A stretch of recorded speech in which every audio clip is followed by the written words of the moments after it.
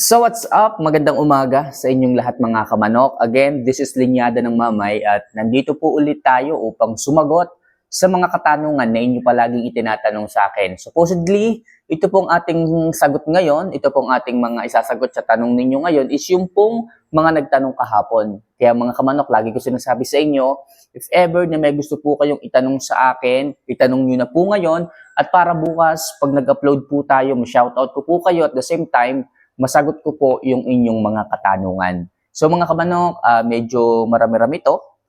Simulan na po kaagad natin para sa ganon, makarami tayo ng mga tanong na sasagutin at maibigay ko sa inyo yung eksaktong po pwede nyo pong i-apply sa inyong mga manukan. So bago po natin ito simulan, isa lang palagi ang aking hinihiling. Okay, huwag niyo po sanang kalimutan na mag-subscribe, mag-like at mag-comment na rin ng sarili nyong mga katanungan para naman sa ganon, masagot ko po yan bukas. Okay? So mga kamanok, if ever na nakapag-subscribe na po kayo, huwag na po natin ito masyadong patagalin at simulan na po kaagad natin ang ating sagutan ngayong araw.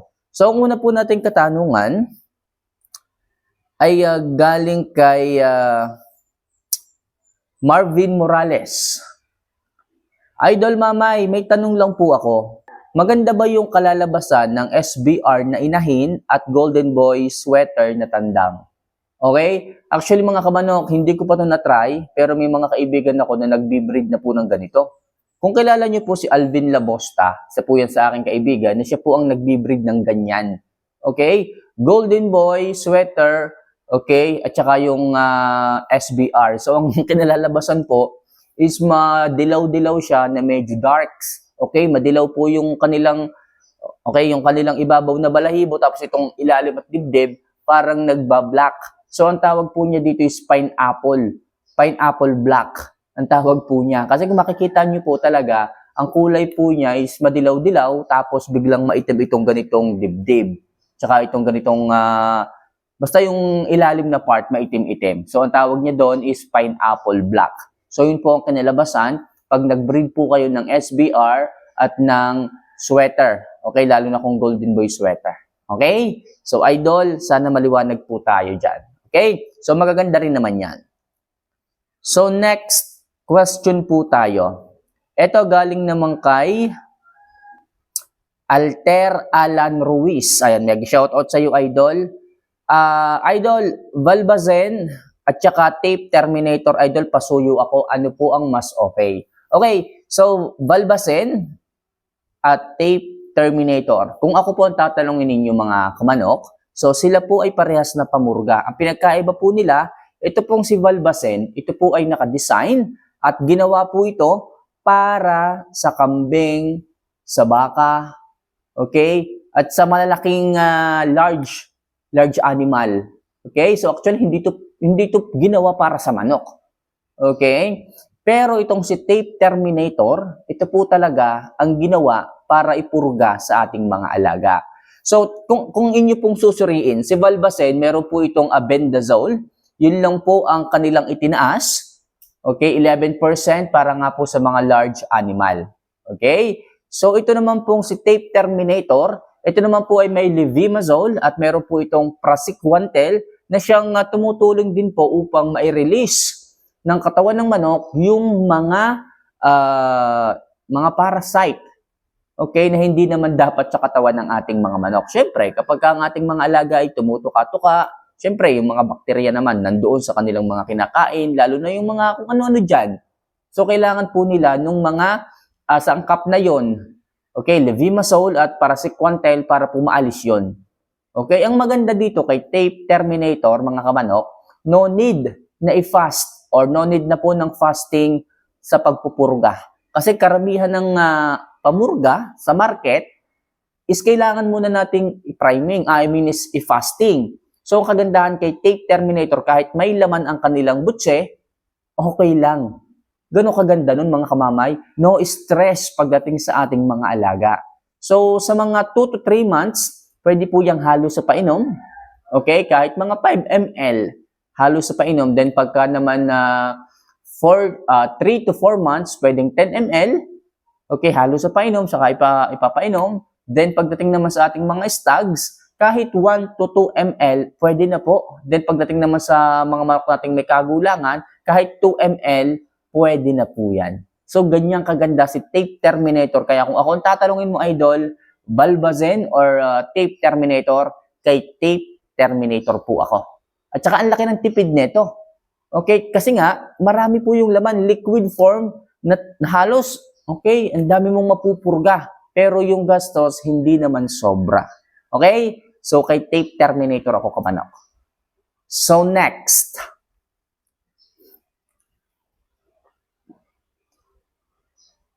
Okay, ito galing naman kay Tirso sa Hagun. Mega shoutout sa iyo, Tirso. Idol, maganda bang pampurga yung Bastonero tablet para sa 7 months old? Yes, maganda rin po ito mga kamanok. Nasubukan ko po itong Bastonero tablet na to pagdating sa aking mga alaga is okay din po ito. Basta ang tangi nyo lang po tatandaan, pag po kayo ay nagpupurga, para po masaid po ninyo lahat ng parasite sa sistema ng manok, huwag po kayong mag-i-stick sa iisang pamurga. Anong ibig mong sabihin dito, kamamay? Ang ibig mong sabihin, huwag kang gagamit ng pamurga na paulit-ulit na halos yun na lang ng iyon. For example, this month, okay, kung halimbawa katapusan ngayon, kung ang schedule mo every end of the month or yung huling araw ng buwan, nagpurga ka ngayon, ginamit mo Bastonero. Next month, iwasan mo na gamitin din kung ano yung ginamit mo nung nakaraang buwan. Kung halimbawa ngayong buwan, Bastonero, next month, Bastonero, wag ganun. Ibahin mo, ngayon, Bastonero, next month, Astig, next month, Vermex, next month, Wormal, next month, Pacquiao, next month, Hammer. Nakadepende po sa inyo. Kailangan, ang goal lang natin, iba-iba ang gamitin yung pamurga. Kamamay, bakit naman ganun? Yun nga po, lagi ko sinasabi sa inyo na i-immune po ang bulate kapag pare-parehas po ang pamurga na ginagamit ninyo. Yung mga bulate na hindi po nakuha noong pamurga na yon, possible pag binigyan nyo uli, hindi pa rin niya makukuha. Kasi nga po, immune na yung bulate, lalaki lang ng lalaki, magpaparami lang ng magpaparami, pero kung iba-iba ang ang pamurga na gagamitin mo, yung mga worms, yung mga parasite na hindi niya na palabas nung unang buwan, possible kung iba naman po na pamurga ang gagamitin nyo, possible mai-release niya at masaid niya lahat. So, maliwanag tayo mga kamamaya. So, next question po tayo. Ito galing kay Kenzo Araza.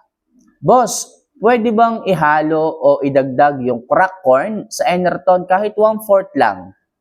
Mga kamamay, lagi ko sinasabi sa inyo, huwag nyo na po masyadong i-experiment. Huwag nyo na masyadong i-experiment pa ang patuka.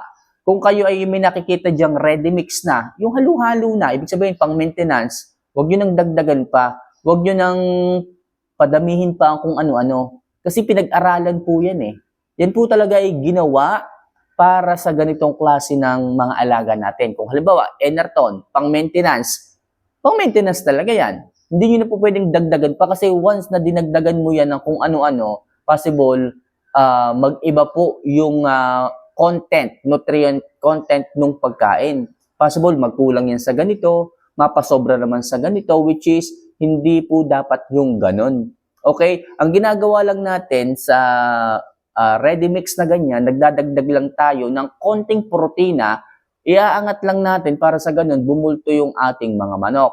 Pero kung crack corn ang ibibigay mo sa kanila, idadry up lang yan ang katawan ng inyong mga alaga. Mas mamamayat, mas gagaan. Maganda yan kung halimbawa sobrang bigat ng inyong mga alaga. Pwede kang mag-add, pero para sa akin, no need na. Kasi nga po, yung pang-maintenance na ganyan, ready mix na ganyan, is nakadesign talaga para ibigay ng ganyan lang para makuha talaga yung mga nutrients at sustansya na kailangan ng manok.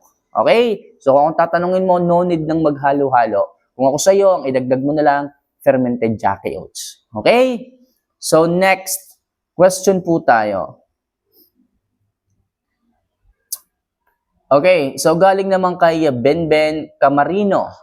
Idol, 2 linggo na ang sipon ng aking manok. Ayaw pa rin gumaling. Nagbibigay naman ako ng Premoxil tablet. Ano ba ang dapat kong gawin para gumaling ang sipon ng aking manok? Okay? So, 2 linggo, medyo matagal-tagal na to.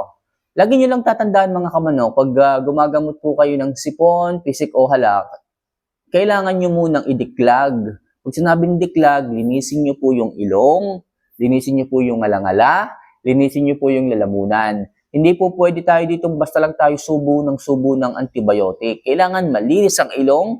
Okay, atin po munang i-rub yung ganitong klase ng part ng manok, yung pinakapisngi, para sa ganoon, yung mga naipon dyan na sipon, maalis po. Okay, malinis. Para pag binigyan nyo po ng antibiotic, mas mabilis po silang gumaling. Napakalaking tulong po pag naididiklag po ninyo. Pero kung subo lang kayo ng subo, possible tunaw na yung antibiotic, hindi pa niya natutunaw lahat ng infection sa katawan. Yan po ang problema. And if, halimbawa, umabot na ng 2 linggo na straight up pagbibigay mo ng antibiotic sa kanya, pero mahalaga sa iyo ang manok, hindi natin po pwedeng i-out yan. Alam ko, hindi mo yan susukuan hanggat kaya pa nating gamutin. So, magbigay ka muna ng vitamina, ng water-soluble vitamins, siguro mga 3 days. Then, saka mo uli baguhin ang antibiotic na ibinibigay mo. Kung halimbawa ngayon, nagbibigay ka ng Premoxil tablet, baguhin mo naman. After mong magbigay ng 3 araw na vitamins, so magpalit ka ng Amtil. Gawin mo 1 linggo. Bigyan mo pa ng allowance 1 linggo. Sunod-sunod yan ha. Kailangan walang kain pag nagbibigay. Diklag muna yung manok, then magbigay ng antibiotic. After an hour, saka ka magbigay ng pagkain, gawin mo yan ng 1 linggo. Tingnan natin kung magkasipon pa yan. Pero sigurado ako, mawawala na po yan. Okay, so maliwanag tayo dyan ha. So mga kamanok, hanggang dito na lang muna siguro ang ating usapan and hopefully nakatulong po yung aking mga advice, yung aking mga sinabi pagdating sa inyong mga katanungan. Sa mga gustong magtanong, sa mga gustong magpa-advise, magtanong lang po kayo, mag-comment lang po kayo at huwag niyo sanang kalimutan na mag-subscribe, mag-like at mag-comment na rin para mabilis niyo pong makita yung mga kasagutan ko pagdating sa inyong mga katanungan. So muli, this is Linyada ng Mamay. See you for our next vlog. Mahal ko po kayo. Paalam.